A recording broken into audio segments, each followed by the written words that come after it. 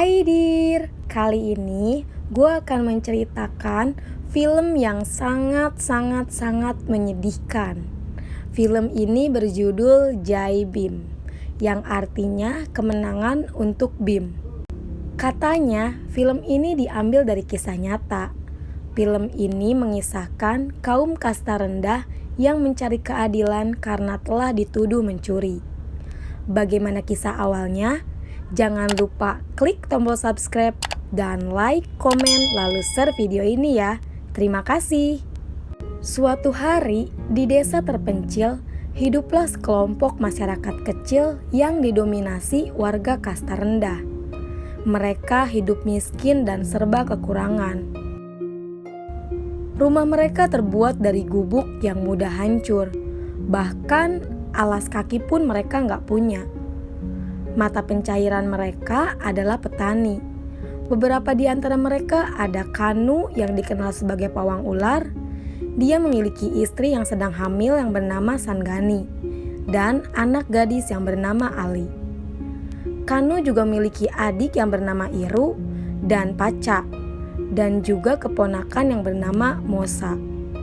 Meskipun miskin, mereka semua hidup bahagia. Pada malam hari, hujan begitu deras yang membuat dinding rumah Kanu roboh.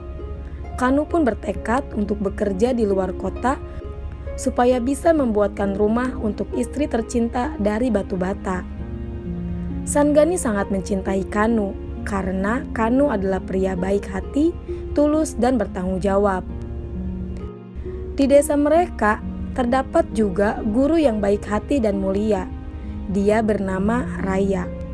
Dia mengajar para warga untuk membaca dan mengenal angka. Raya ini mengajar secara sukarela, tanpa dipungut biaya. Saat proses belajar mengajar, Iru mengerti makna angka 8, tapi dia nggak tahu tulisan angka 8 tuh gimana. Suatu hari, di rumah ketua partai desa itu ada seekor ular. Pembantu di rumah itu memanggilkan Kanu untuk menangkap ular. Karena Kanulah yang terkenal sebagai pawang ular. Kanu langsung bergegas ke rumah ketua partai itu. Di dalam kamar itu ada lemari yang isinya uang dan perhiasan. Tapi karena Kanu ini orang yang jujur, dia gak tertarik sama sekali dan tetap fokus menangkap ular. Akhirnya ular itu berhasil ketangkap dengan mudah. Istri partai itu pun memberikan upah yang dibungkus dengan kain. Karena dia merasa jijik jika bersentuhan langsung dengan tangan Kanu yang berasal dari kasta rendah. Istri partai ini bukannya berterima kasih, malah menghina Kanu.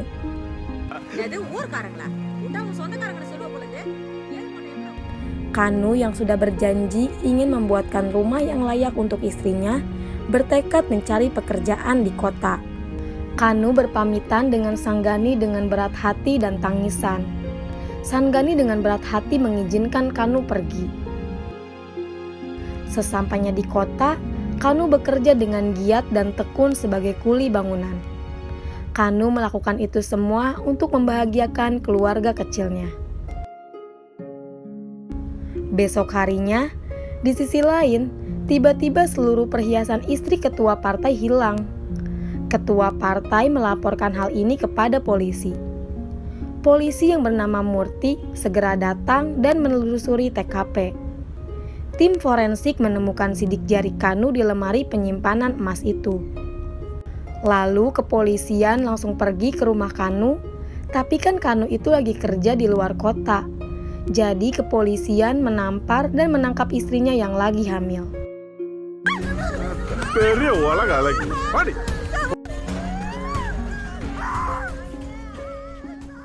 Ali hanya bisa menangis melihat sang ibu diperlakukan kasar oleh polisi.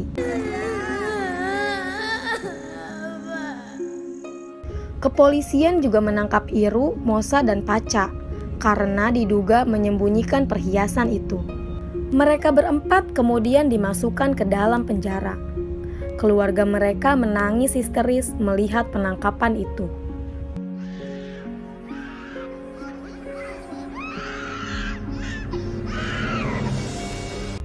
Di dalam penjara, mereka berempat terus disiksa oleh 3 polisi yang bernama Murti, Vira, dan Kiru. Walaupun Sanggani lagi hamil, kepolisian gak peduli dan tetap memukulnya. Gak lama kemudian, kepolisian yang dibantu oleh pembantu rumah ketua partai itu menemukan Kanu di luar kota yang lagi jalan pulang, sambil membawa mainan untuk Ali. Kepolisian langsung menyerahkan Kanu ke penjara.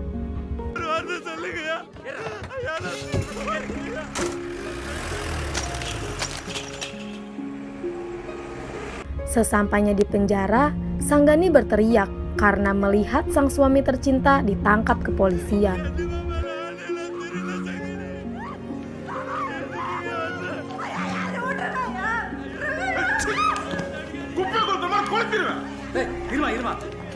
Mereka terus menyiksa dengan memukul Kanu. Kepolisian memaksa agar Kanu mengakui kalau dia telah mencuri perhiasan di rumah ketua partai. Tapi Kanu menolak karena emang dia nggak mencuri perhiasan itu. Kepolisian terus menyiksa Kanu dan saudara-saudaranya. Dengan tangan yang diikat ke belakang, Kanu terus dipukuli oleh polisi. Sedangkan Mosa, keponakannya, jari jempolnya diikat dan digantung di atas. Mereka semua merasa kesakitan sampai Kanu tergeletak lemas tak berdaya. Kepolisian juga melakukan pelecehan dengan membuka celana paca adik perempuan dari Kanu. Kanu, Mosa, dan Iru marah, tapi mereka nggak bisa berbuat apa-apa. Besok pagi, salah satu polisi yang baik hati membebaskan Paca dan Sanggani karena mereka adalah seorang wanita. Sanggani terus menangisi karena melihat Kanu yang disiksa oleh kepolisian. Dia nggak bisa tenang karena terus memikirkan nasib suaminya. Keesokan harinya, Sanggani pergi ke kantor polisi dan membawakan nasi untuk suaminya tercinta. Tiba-tiba, Sanggani berteriak histeris melihat suaminya digantung dalam keadaan lemas tak berdaya di balik jeruji. Sambil menangis, Sanggani menyuapi suaminya yang kesakitan akibat disiksa polisi. Sanggani pun berteriak sebagai bentuk amarahnya kepada polisi. Tapi hal itu malah membuat polisi yang bernama Murti marah. Emosinya meluap dan menyuruh Sanggani untuk segera pulang.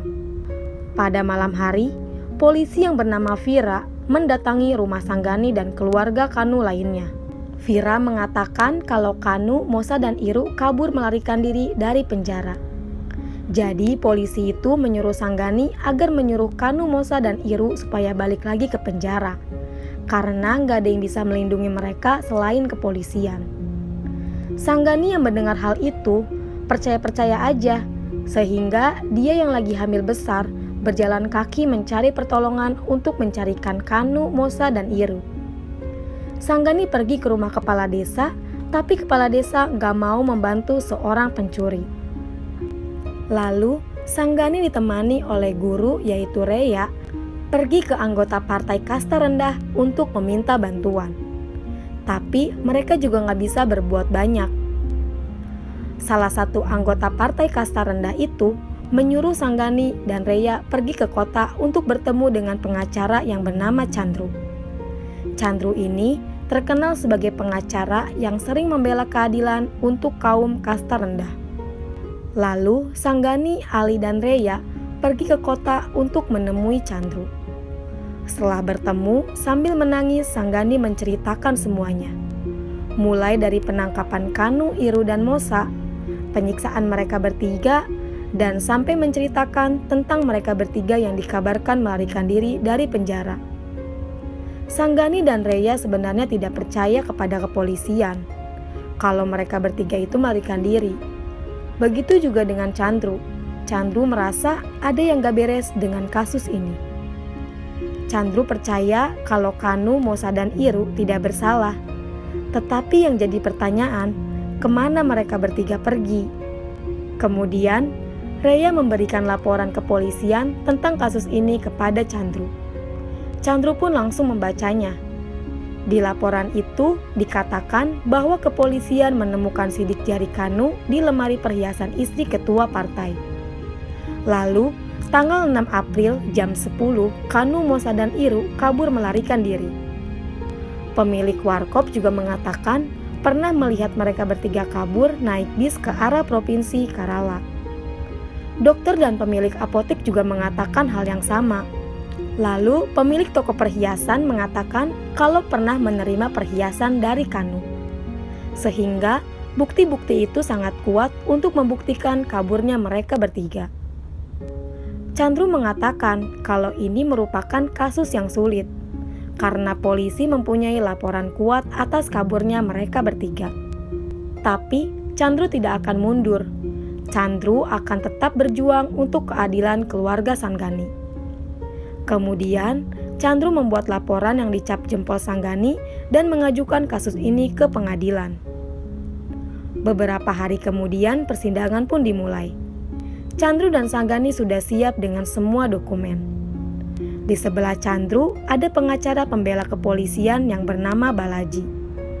Sanggani maju ke depan dan mengutarakan argumennya sebagai pelapor.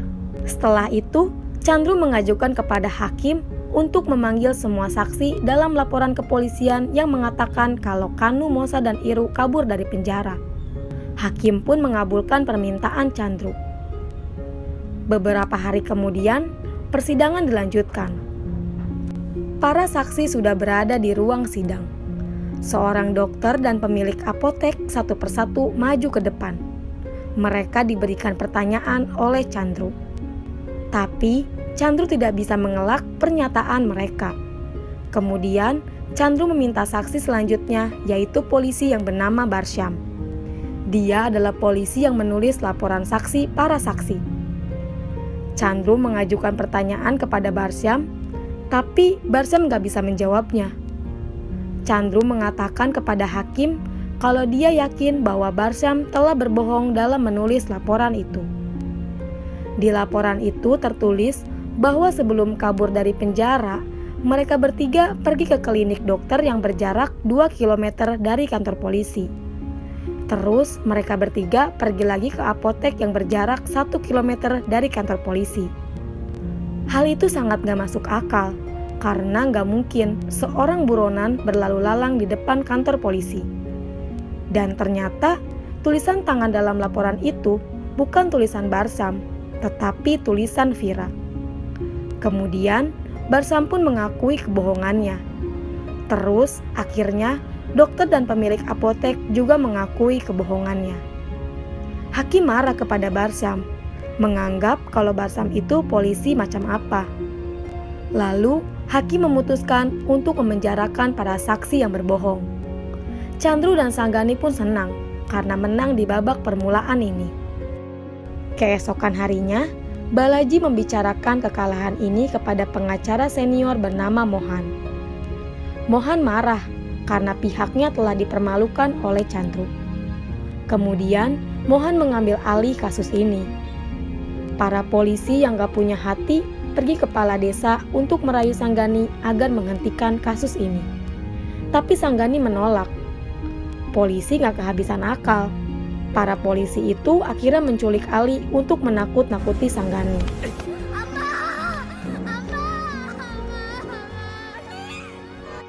Sanggani pun langsung melaporkan penculikan Ali kepada Chandru. Kemudian, Chandru melaporkan kepada pengacara seniornya. Pengacara senior itu kemudian lapor kepada Kapolda. Kapolda itu marah dan langsung menelepon para polisi itu untuk membebaskan Sanggani dan Ali. Kapolda juga memerintahkan para polisi itu untuk mengantar Sanggani dan Ali ke rumahnya. Sampai-sampai kepala desa bingung, kok para polisi itu bisa hormat kepada Sanggani. Persidangan selanjutnya pun dimulai. Kali ini Mohan yang memulai menyatakan argumentasinya. Saksi pihak Mohan, yaitu pemilik warkop, mengatakan kalau mereka bertiga kabur naik bis ke arah provinsi Kerala. Mohan juga mendatangkan saksi lagi, yaitu majikan Iru yang bernama Farah. Farah mengatakan bahwa beberapa hari setelah mereka bertiga kabur, Farah mendapatkan telepon dari Iru. Iru mengatakan kalau ia melarikan diri ke luar kota. Farah sangat yakin kalau itu suara Iru, karena Farah sangat hafal suara Iru yang sudah 10 tahun bekerja dengannya. Di sini, Chandru gak bisa melawan argumen itu. Persidangan pun ditunda. Saat di rumah, Chandru terus memikirkan kasus ini. Reya yang seorang guru yang mengajar di desa itu mengatakan kepada Chandru kalau memang Iru yang menelepon Fafara waktu itu, Reya tidak yakin karena Iru tidak tahu angka 8 bagaimana. Sehingga bisa disimpulkan Iru itu tidak sendirian pada saat menelepon Pak Farah. Chandru sangat curiga kalau Iru dipaksa kepolisian untuk menelepon. Lalu, Chandru menyuruh anak buahnya pergi ke kantor Telkom setempat untuk mencari tahu dari mana telepon masuk itu. Chandru menelepon satu persatu list nomor telepon yang masuk ke telepon Pak Farah. Dan ternyata, nomor itu berasal dari wartel di Provinsi Kerala. Chandru, Sanggani, dan Ali pun langsung berangkat ke Provinsi Kerala.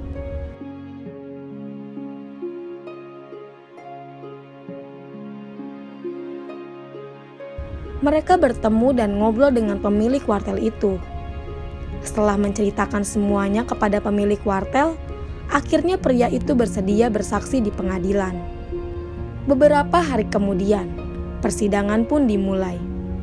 Pemilik wartel mengatakan kalau waktu itu wartelnya didatangi 4 orang, yang katanya mereka adalah polisi. Lalu pemilik wartel pun menunjuk ke 3 polisi itu. Polisi-polisi itu hanya bisa terdiam membisu. Kemudian, Chandru menyuruh Murti maju ke depan. Murti yang sudah terlanjur malu, akhirnya mengakui bahwa mereka lah yang memaksa Iru untuk menelepon Fafara di wartel. Lagi-lagi, hakim marah kepada kepolisian karena sudah berbohong banyak. Chandru pun akhirnya mengajukan kepada hakim agar polisi jujur yang menangani kasus ini hingga tuntas. Hakim pun memberikan izin. Polisi jujur itu adalah seorang kapolsek bernama Semi. Besok pagi, Chandru bertemu dengan Semi dan membicarakan kasus ini. Kemudian, Chandru mengajak Semi ke desa kasta rendah yang keluarganya dipaksa masuk penjara oleh kepolisian tanpa bukti. Semi sedih karena ternyata banyak sekali yang menjadi korban kebohongan polisi. Akhirnya, Semi mulai melakukan investigasi. Semi menginterogasi Murti, Vira, dan Giru. Kemudian, Semi dan Chandru mencari mereka bertiga di beberapa penjara di Provinsi Kerala, tapi nggak menemukannya. Lalu tiba-tiba, Chandru mendapat laporan kepolisian tentang penemuan mayat yang diduga adalah Kanu. Kepolisian di sana mengatakan kalau mereka menemukan mayat itu di pinggir jalan tanggal 7 April. Lalu Reya dipanggil untuk memastikan foto-foto mayat itu. Dan benar aja dong, mayat itu adalah mayat Kanu. Reya menangis sedih melihat foto itu. Lalu, Reya pun memberitahu berita duka itu kepada Sanggani. Sanggani dan keluarganya menangis histeris. அடிப்பாவி இதுல போய் ஏண்டி கையா வச்சுக்கிறா? இதான் மாமா நம்ம வீடு கட்டினா வைக்க போற முதக்கல்லு. Mendengar kematian Kanu, istri Iru jadi putus asa dengan nasib suaminya. Bukti-bukti mulai diperlihatkan, kebenaran akan segera terungkap. Tapi pihak Mohan semakin terpojok dan marah besar kepada polisi Murti. Akhirnya, Murti menceritakan semuanya kepada Mohan. Jadi, waktu itu mereka bertiga disiksa habis-habisan. Karena Murti sudah ditekan oleh Kapolsek, terus mereka bertiga juga gak mau ngaku. Karena emosi, Murti menendang dada Kanu hingga jatuh. Sejak saat itu, Kanu tidak bernapas lagi. Vira panik dan menelepon Murti. Murti juga bingung harus gimana. Akhirnya, Murti membawakan mayat Kanu dan membuangnya di pinggir jalan di Provinsi Kerala. Sedangkan Iru dan Mosa diletakkan di salah satu penjara di Kerala. Lalu, Murti dan Vira pun akhirnya membuat kronologi seakan-akan mereka bertiga kabur melarikan diri. Lalu, Murti memberikan laporan itu kepada Barsyam. Keesokan harinya, persidangan pun dimulai kembali. Berdasarkan penemuan mayat Kanu, Mohan mengatakan kalau kematian Kanu bukan di penjara. Sehingga bisa diartikan kematian Kanu bukan disebabkan oleh kekerasan polisi. Chandru mengelak dan mengatakan bahwa Kanu sudah mati saat di penjara, terus dibuang di pinggir jalan. Lalu Chandru memanggil Vira. Vira ditanya oleh Chandru, kenapa Vira menulis di laporan kalau mereka bertiga kabur jam 10 malam. Tapi berdasarkan laporan telepon, kenapa Vira menelepon Murti sebelum jam 10? Yang artinya Vira ini panik dan memberitahu Murti kalau Kanu sudah meninggal. Mohan tidak bisa mengelak mendengar pernyataan Chandru. Akhirnya, persidangan pun ditunda selama 10 hari untuk mencari keberadaan Iru dan Mosa. Sanggani, Rea, anggota Partai Kasta Rendah dan masyarakat terus menyuarakan keadilan untuk Kanu, Mosa, dan Iru. Kemudian, Semi si polisi jujur dipanggil oleh Kapolda. Kapolda mengatakan kalau Semi harus memenangkan pihak Mohan untuk menyelamatkan martabat kepolisian. Tapi Semi menolak karena dia berbuat jujur dalam menangani kasus ini atas dasar hati nurani dan juga demi martabat kepolisian. Semi terus melakukan penyelidikan. Semi menemui pemilik toko perhiasan yang mengaku bahwa dia telah menerima perhiasan dari Kanu. Semi menamparnya agar pemilik toko itu berkata jujur. Akhirnya, dia mengakui bahwa yang mencuri bukanlah Kanu, melainkan orang lain. Di sisi lain, Rea terus mencari Mosa dan Iru di setiap penjara. Akhirnya, Rea dan Singgani menemukan Mosa dan Iru di salah satu penjara Provinsi Kerala. Besok pagi, persidangan akhir pun digelar. Warga kasta rendah memenuhi ruangan sidang. Mosa dipersilakan maju ke depan untuk mengutarakan argumennya. Sambil menangis, Mosa mengatakan kalau mereka bertiga terus disiksa kepolisian agar mengaku telah mencuri perhiasan. Padahal mereka bertiga tidak pernah mencuri apapun. Terus, Mosa juga memberitahu kepolisian tentang pelecehan kepada Paca tentang polisi yang membuka celana Paca. Kepolisian terus menyiksa Kanu dengan menginjak, memukul, dan menggantungkan. Polisi Murti bahkan menendang dada Kanu hingga tewas.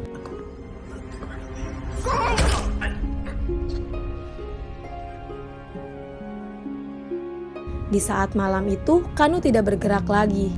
Lalu Murti memanggil polisi Vira dan memberitahunya. Lalu polisi Vira memberikan bubuk cabai ke mata Kanu agar bangun. Tapi Kanu tidak bangun. Kemudian, Mosa dan Iru ditutup kepalanya dan diantar ke penjara di polisi Kerala. Setelah Iru selesai menyampaikan argumentasinya, giliran dokter yang mengutarakan argumennya setelah mengatopsi mayat Kanu. Dokter mengatakan kalau dia menemukan bubuk cabai di wajah Kanu. Dia juga menganalisa kalau di dada Kanu terdapat jejak sepatu. Setelah itu, Semi maju ke depan untuk mengutarakan argumennya. Semi mengatakan kalau dia menemukan 2 sidik jari di lemari perhiasan itu. Ada sidik jari Kanu dan ada sidik jari pencuri sebenarnya yang bernama Raffi. Semi juga sudah bertemu dengan pemilik toko perhiasan itu dan ia mengatakan yang sejujurnya. Kalau pemilik toko perhiasan menerima perhiasan itu dari Raffi. Raffi disuruh melakukan itu semua oleh polisi Murti. Mohan menyangkal semuanya dengan mengatakan kalau pernyataan itu tidak ada hubungannya dengan kematian Kanu. Dan mereka juga nggak punya bukti otentik bahwa sepatu itu adalah sepatu Murti. Chandru pun akhirnya memberikan argumen lagi. Kalau hasil penelusuran di TKP penemuan mayat Kanu di Provinsi Kerala, terdapat jejak sepatu yang sama persis dengan jejak sepatu Murti. Jejak mobil yang ditemukan di sekitar mayat juga sama persis dengan jejak mobil milik kantor polisi di tempat Murti bertugas. Argumen Chandru itu pun dilanjutkan oleh pernyataan Semi. Semi mengatakan dengan berat hati kalau dalang-dalang pencurian ini adalah Murti. Murti menuduh Kanu sebagai pencurinya. Kemudian Kanu terbunuh di kantor polisi. Mohan dan Chandru kemudian sama-sama mengatakan argumen terakhirnya. Setelah itu, pengadilan pun ditunda sementara waktu. Semua orang menunggu hasil keputusan hakim. Beberapa jam kemudian, akhirnya hakim memutuskan kalau Kanu tidak mencuri dan tidak terbukti bersalah. Kanu juga dibunuh oleh kepolisian di dalam penjara. Oleh karena itu, Mosa dan Iru harus dibebaskan. 3 polisi jahat yang bernama Murti, Vira, dan Barsyam adalah pelakunya.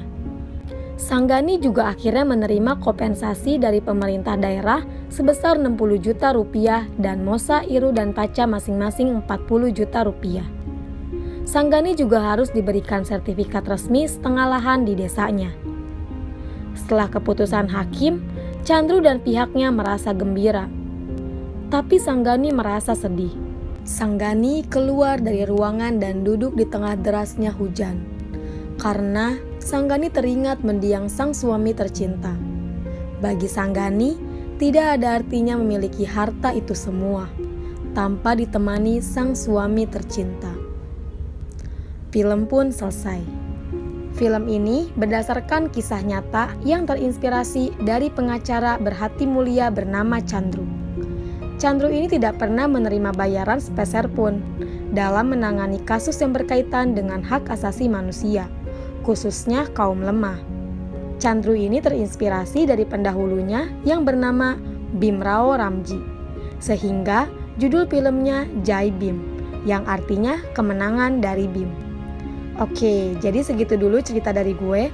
Sampai ketemu di video selanjutnya. Bye-bye.